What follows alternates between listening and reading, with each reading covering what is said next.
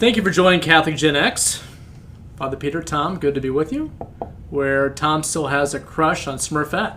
Right. Oh, no. I mean, I have some weird cartoon character things, but that's not one of them. How does that even work if we're a cartoon? I mean, it's so ludicrous. You think about that now. All men, like all male Smurfs, and then just pour one Smurfette. One Smurfette. Just to hold it all together? I would prefer that we move on. Right. Well, she kind of kept things in order, there's didn't a she? lot of weird stuff like that. Like Snow White and the Seven Dwarfs. Yeah, a lot of the older kind of fairy tales that were very dark, like Grimm fairy tales and things like that, too. So I bought, when one of my older boys was little, the legit Grimm's fairy tale. You don't read those to kids. No. They kept me up at night. Yeah. Yeah, I like the Muffin Man. I think it was like with murder kids and things like that. So like to tell the kids to stay away from the bakery. And, Do you remember that in the 80s, Candyman? Yes. Yeah. Right. You had to look in the mirror 3 times and say Candyman. That was scary. Yeah. It took place in Cabrini Green in Chicago. Yeah. Yeah, that was pretty scary. Why do I remember crap like that? There were a lot of things from our childhood that entailed looking in the mirror and saying it 3 times. Yes, Bloody Mary. Right. Yeah. And what was the, Light as a feather, stiff as a board. Yes. What I is never that? did that. Stephanie, my wife, did that at.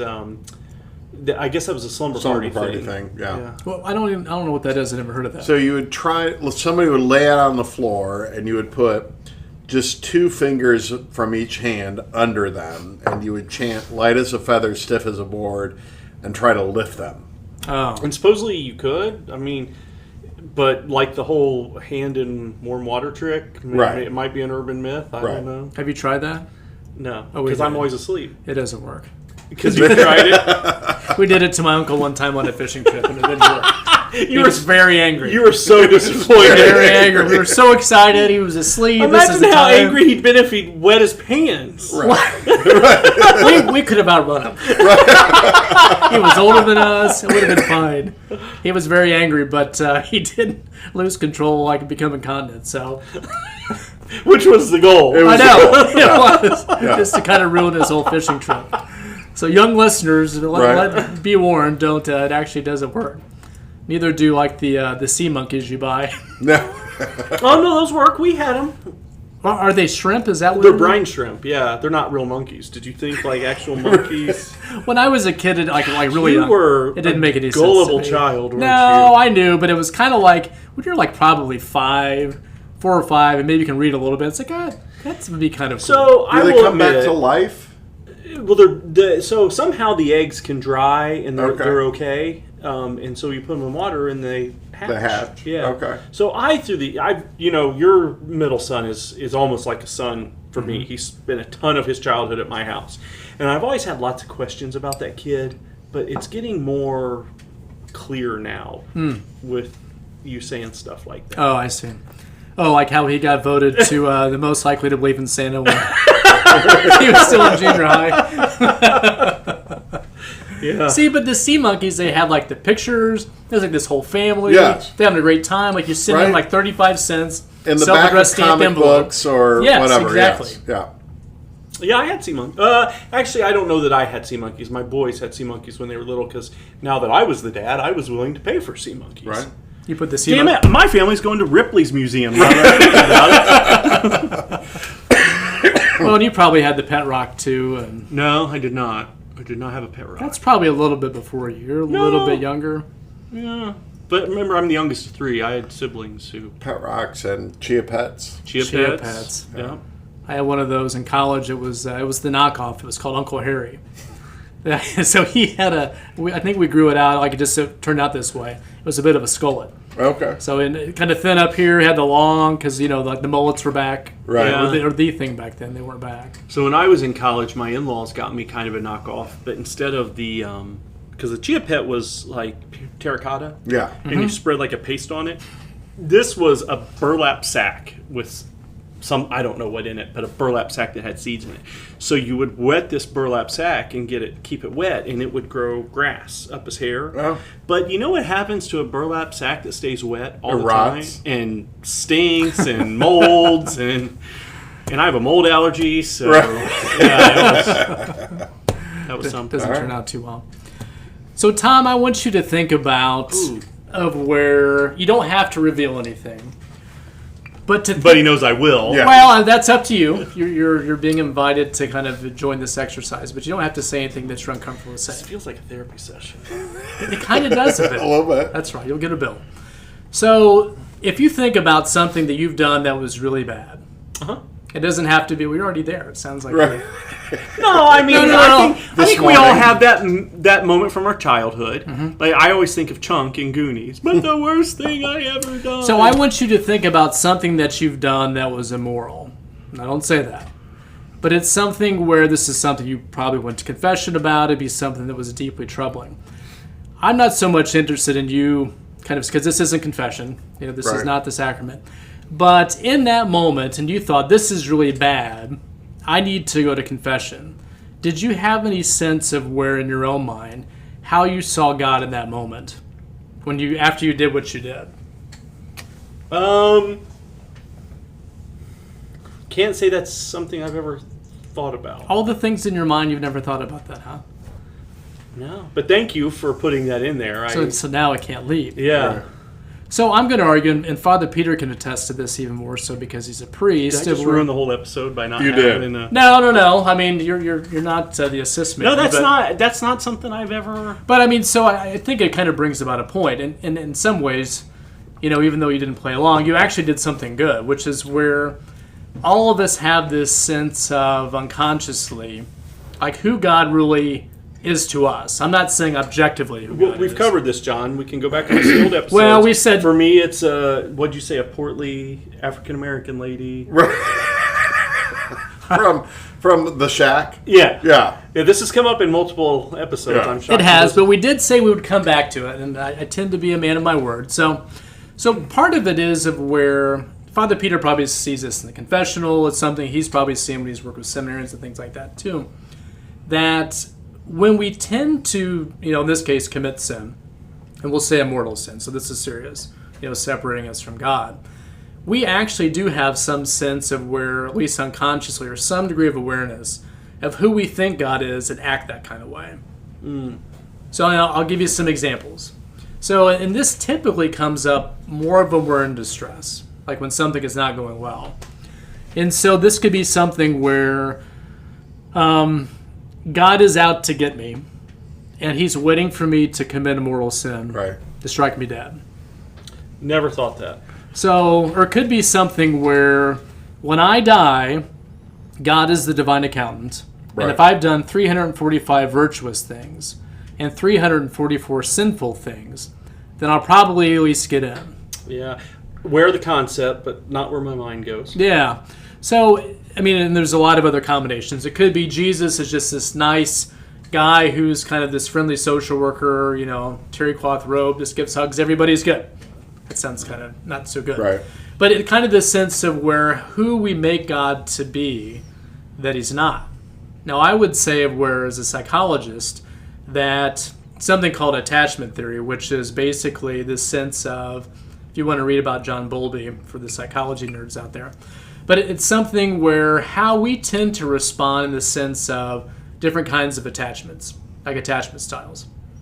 So secure attachment would be basically, I am in distress and I know that God or a caregiver, parents, whomever, are still there for me. So I can go to them and be comforted and they can soothe me and I can still be okay. So that's roughly about 2/3 of people are that way. I don't think that's probably accurate so much anymore. I think with younger people it's even less so. Right. Like younger than our generation. Well, it has to be with the rise of anxiety, right? Well, I mean, anxiety is a term that I just hear very casually. Yes. Of where, because of my anxiety and my anxiety and my anxiety, where, Gen X, we just repress Right. everything and eat and drink Right. and, just watch reality bites and feel, kind of angsty about things. Can we start some reality bites references? No. I've got some. Now, So- we're on a theme here. That's right. So there's a sense of where roughly 2/3 of people tend to do that. Right. And then there's everybody else, which is a third, which would be more this insecure attachment style. Now, within that, there's really 3 different kinds you're going to have. So do you want to know what I do, and then you can tell me which style I am, or do you want to wait until the end? I think you need to wait till you hear the full description. And in your mind, you can answer, and if you want to disclose, you can. So of these remaining third of people, there would be one which is more of like this kind of anxious ambivalence or anxious preoccupied. This would be kind of where the child who is picked up by the parent, because he or she is crying, parent tries to soothe the child, and the child just kind of is wailing uncontrollably, will not be soothed. Right. That's one kind. I think the other kind is kind of where the child is upset, he or she doesn't even act like it, and the parent comes in to be able to console them, and the child just kind of ignores them and keeps playing. This is all the work of Mary Ainsworth. And then the last kind, which is called disorganized, is something where the child is upset or something's happening. The parent, a caregiver, comes in to soothe, and the child acts in a way that's bizarre, like than what's expected. Like the child could act frightened, kind of run away in terms of fear, things like that too. So I think within that psychological concept or really dynamic, started by Bowlby, then Mary Ainsworth, really did what was called the strange situation, was the research experiment that I'm talking about. I see this a lot with people in Catholic psychotherapy. And it's kind of where, because, those who want to integrate Catholic anthropology and like the clinical work, eventually God comes up.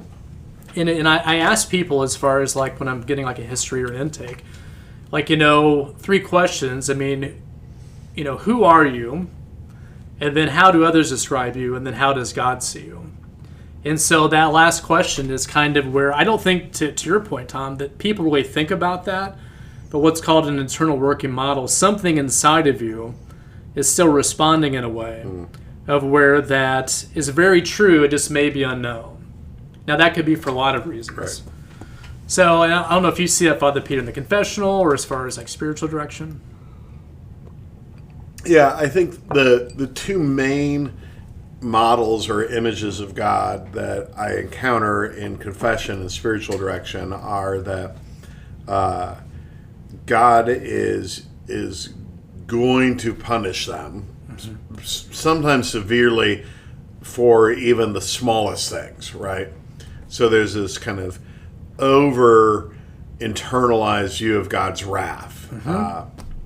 And then the other thing is this trying to like, God is kind of indifferent to the individual, but can be bought off by doing good works. Yes. And so the harder the person works to be good, the more God will love them, right?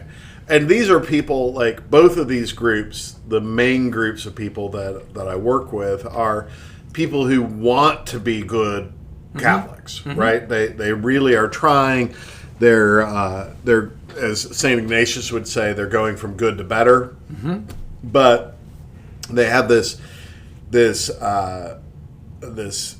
intermittent attachment problem with God, that God cannot love them as they are, either because they're horrible, evil people, or because they haven't earned enough to be loved by God. Does that make sense? I feel like I'm somewhere in between. Sure. Do you remember my last confession? I can't answer any piece Maybe you of that do, maybe question. you don't. But so I'm somewhere in between in that your question, when I've committed a sin, I'm immediately aware. And so I go into penitent mode, the Jesus prayer and all that. Right. But I'm not into the bargaining or even the thinking he's going to smite me. I think my view more is I made a mistake. I've owned it.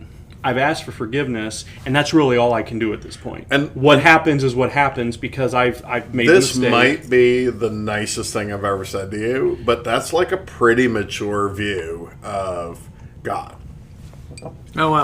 All right, listeners, it was good. It was good to be here tonight. We're shutting down the podcast. We got nothing more to say. Tom is cured. But no, legit. I mean, that's no. I think it is. I think it is like. I think a healthy view is to say, I've screwed up. I've sinned. I've fallen short. I need forgiveness, right? So I'm going to go to confession. I'm going to seek the forgiveness that I need. But also, like, it's in God's hands. And I just trust that God is who He has said He is, right? Mm-hmm. Yeah, somewhere in my formation, I was told that we make the mistake in that we think confession is for God, and it's not. Right. Confession is for us. Right. And I think that there's some wisdom. Yes. That there's a lot of layers to that. Another thing I see is kind of the, God is the genie. Right. And I get 3 wishes. I have to ask the question just perfectly. Just perfectly. Yes. And if I get it just right, then God essentially will grant me what I want.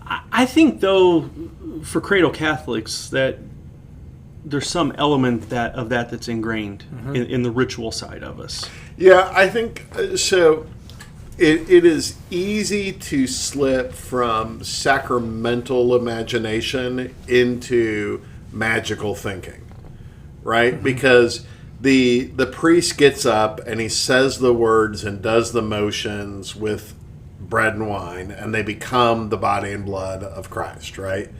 And there's a fine line between that and magic, and I know that, but so I think a lot of Catholics end up slipping into that magical thinking that if I say the novena, if I wear the scapular, whatever it is, I would put indulgences in that same category.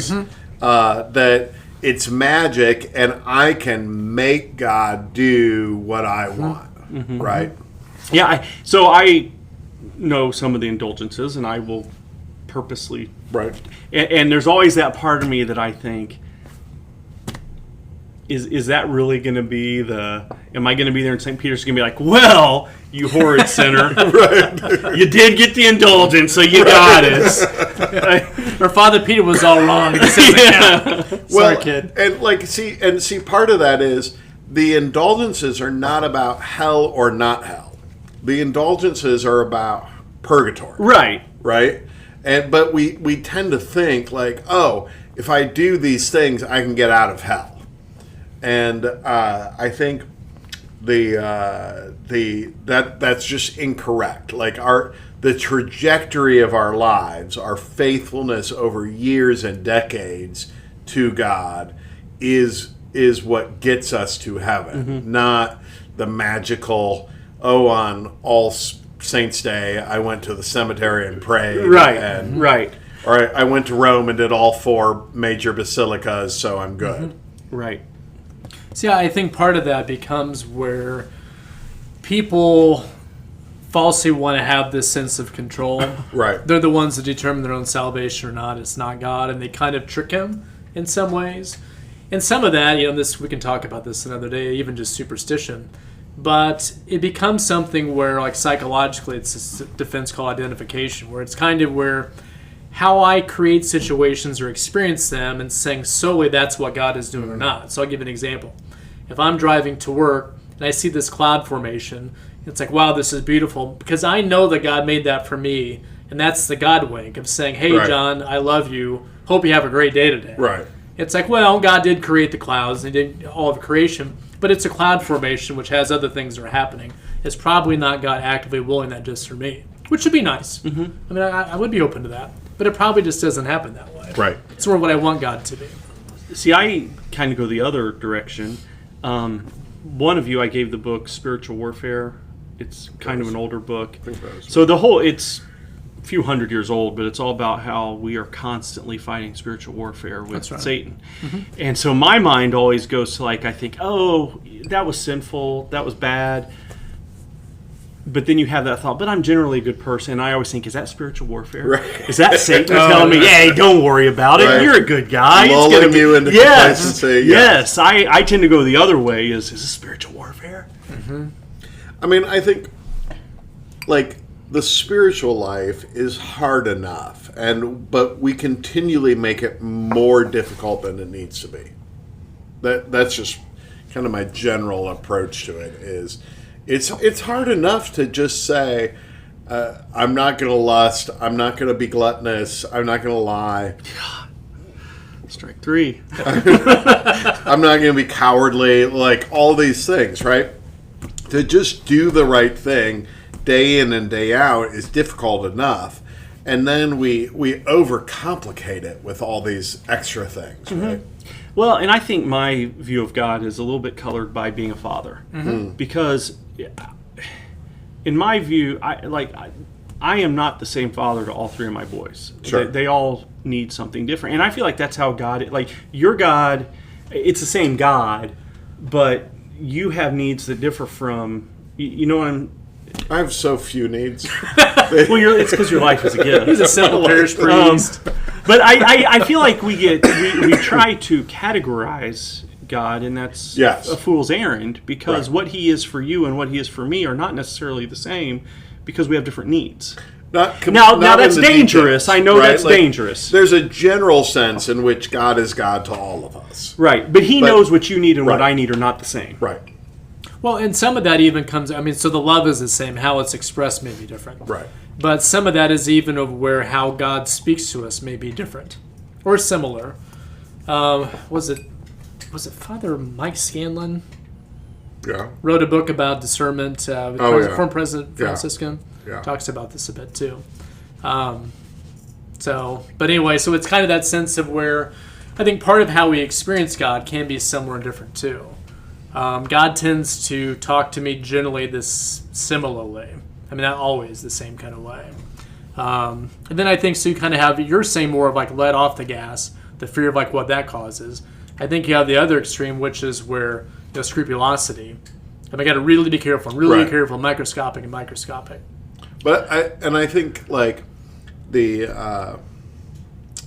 that's delving in, that silence, right? I'm always trying to encourage people to be silent so they can learn how that still small voice echoes in them. Because it's that echo that's just a little bit different in each of us, because the shape of our hearts are different, right? So, I mean, do you have any sense of guidance, Father Peter, of how do we know the small voice is God versus our own?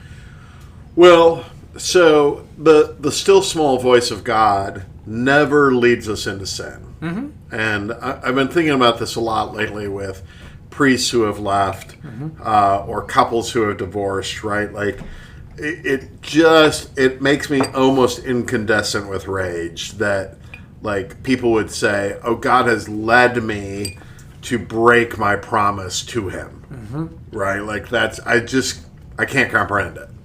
So first of all, like any kind of sin that we think that God might be leading us to, we can rule right out, right? And then I think the psalmist says, God has given me the desires of my heart. And so we need to be less afraid of pursuing something that we want, because we're like, oh, wait, is this me or is this God? Well, purify your motives a little bit. Like, is this selfish or is this prideful or whatever, right? Like, again, God doesn't lead us into sin, but God wants us to be happy, right? That's beatitude. Eternity is happiness with God. And so don't be afraid of God leading us to what we really want, really, really on a deep level. God leads us to be happy. He leads us to be fulfilled. He leads us to be content. All of these things are from God. And don't have this, I grew up in a tradition that like, it was always like, oh, God might call you to be like a missionary and A lion tamer. the most remote areas of Africa, right? I don't want to go to Africa. Well, too bad. That's where God is calling you, right? Like, no, like God wants you to be happy. And so there's sometimes some courage that's involved or some selflessness, some inconvenience, but it's happiness, right? Does that make sense? It does, but I guess it depends how you define happiness. So if Tom wants new mag wheels for his van, and that would make him happy. So the caveat would have to be how happiness orients us to God. Yes, but you also have to weigh that, like, is Tom taking the money for the new wheels from his kid's college fund, or is this extra money, right? If it's taking it from the kid's college fund, then that's selfishness and not... And I think selfishness is the key. I mean, Yes. free will is maybe the greatest gift. Yes. And the people who, oh, God led me to sin. No, he let you sin because you have free will. But that's not the same thing. Right. And in our society today, especially in parenting, if you let your child fail, like God forbid you let Johnny fail. Right. And I hate to say it's an immature view, but it's almost bit. immature Yes. view that just because he let something happen doesn't mean he led you to it. Like last week, I bought 3 new casual shirts. I needed a couple of casual shirts. Could I have given that money to charity, or instead of spending it on new shirts for me? Absolutely. But I also felt like God was not mad that I said I need new shirts, and so It's because you looked in the mirror and you said, "You will always have the poor." right. Well, and that kind of gets into, what is it, Jansenism? Yes. Yeah, I mean, so there's really nothing good in this I didn't world. have Jansenism on my bingo card. Right? So Jansenism is a French and Belgium heresy from the 17th and 18th century, named after a priest named Jansenus, in which suffering in itself is a good. And so the more you suffer, the better you are. So how's that different than like the hair shirt? Well, so the hair shird or the cilice or these different ways of self-mortification do not say that suffering is good, but that you might need to tame your comfort. Like if you're seeking too much comfort, you might want to wear a hair shirt to be uncomfortable a little bit for the sake of God. An easy way to identify a Jansenist crucifix are the positions of Jesus' arms. Jansenism, his arms are straight up, and that is because they believe that hurt more. And since Jesus was perfect, he would have hurt the most possible. Wow, I've seen this crucifixes is like making that. me think of some other things. So that still exists, Jansenism? Well, not officially. Well, it's not making a comeback at moments.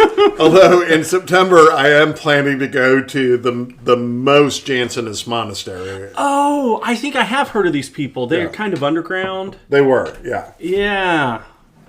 Yeah, they maybe still have the... Well, you have lots of people who still believe that the only way they can be holy is to inflict more suffering on themselves. And my thing is life is hard enough. You know, we live in this valley of tears. Just don't seek out unnecessary suffering. Mm-hmm. So where do you think these misunderstandings come from? They come from this belief, I think, that they have to earn God's love. Mm-hmm. And this is probably predicated upon, to circle back, a unstable attachment with their own parents. That's right. Right? Mm-hmm. And so if they felt as a kid they had to earn their parents' love, as they became more aware of God, they just naturally transferred that to God and say, well, God the Father, I have to earn his love. And the way that, he crucified his son. So obviously the way to earn God's love is to suffer. And so I'll starve myself, I'll whip myself, I'll deny myself anything that I like. I mean, I work with people from time to time who won't eat dessert because they like sweets, and to go completely without sweets is a way of sanctification for them. I think you're right, and I think that the research would support that, of where, I think it was Berriman, I don't know if I'm saying that right, but the 1970s, there was really this idea of 4 different parenting styles. Yeah. So, the one that you're talking about was much more authoritarian. Right. So in this case, God would be very high on rules and low on love. So it's, rules, structure, kind of purgatory. He's kind of like a real hard guy, things like that too. You have the other, which I think is, so that may be a certain group of people we see now, which are very zealous but misguided in some ways, like what they're seeking. It becomes something where psychologically it's very masochistic. Yeah. I can only love when I suffer. God will love me more through my suffering. That I'm really doing for myself, not so much for God. I think you have this other kind, which is more like a permissive kind of parenting style, which is like probably the one now, I would say, where a lot of, younger people, their parents are, we're like, helicopter parents, bulldozer parents, things like that too. Those parents tend to be very low on rules. Right. And very high on love. So it's like, yeah, I'm okay, you're okay, just be happy. You have more of like the neglectful, the disorganized kind, which is very destructive. Right? So it's low on rules, low on love. So what you really want, and not reducing God to this, but is more of this sense of like authoritative. Right. God has rules because he loves us. I mean, Edward Sri talks about that, law is love. And then also the sense of where, there is a structure, there's an order, and there's a substance, which is the love of who he is and what he gives us too. That both are very complementary and equally good. He's not just a God of justice, because we'd all be screwed and go to hell. Right. He's not only a God of mercy, because I'm okay, you're okay. I mean, nobody's in hell, right. kind of thing too. So I think it does come from the tree, like, where like parents or, significant people that they've had in their lives, probably when they're younger. And I think that's where the spiritual warfare comes in again. But to turn that view on you, right? Oh, like yes. To maximize that. Because ultimately the evil one is trying to get you like confused, right? And whatever it is that works to confuse you is what the evil one will use with you. You remember the old Al Pacino movie, The Devil's Advocate? Yeah. Mm-hmm. He goes on that rant and he refers to God as the divine sadist. And I mean, that's to the extent that can be realistic, I think that is realistic. Yes. I think so too. Well, because to both your points, that's where, in the demons, that really means like divisive, right? To divide. I mean, they want to divide us from God. Right. To kind of do things on our own. And if the only thing we can do without God is sin, then we need him for everything else. So, well, this is... right? We got deep tonight. I know. This is this is some pretty serious stuff. We're talking about Jansenism and Al Pacino and I know. Hit everything. I know. Well, thank you for joining us today. Be sure to email us questions, comments, maybe some jokes or things like that, appropriate jokes. Just CatholicGenX@protonmail.com. Just praise, just general adoration and praise. How wonderful Tom is. Well, I didn't. Just send that in. That would be okay. We need a Tom fan club, and somebody can become the president. We could make T-shirts. Have like the big cutouts. Not we. We cannot make T-shirts. Our but somebody could. Our friends at Catholic Concepts. Yes. Who should do a collaboration podcast with us. I think we're going to have to throw out the gauntlet. I think we're going to have a pot off or something like that. I don't know what that means, but... I like that. That should be a word. Good. We're going to be with all of you. Hope you listen next time.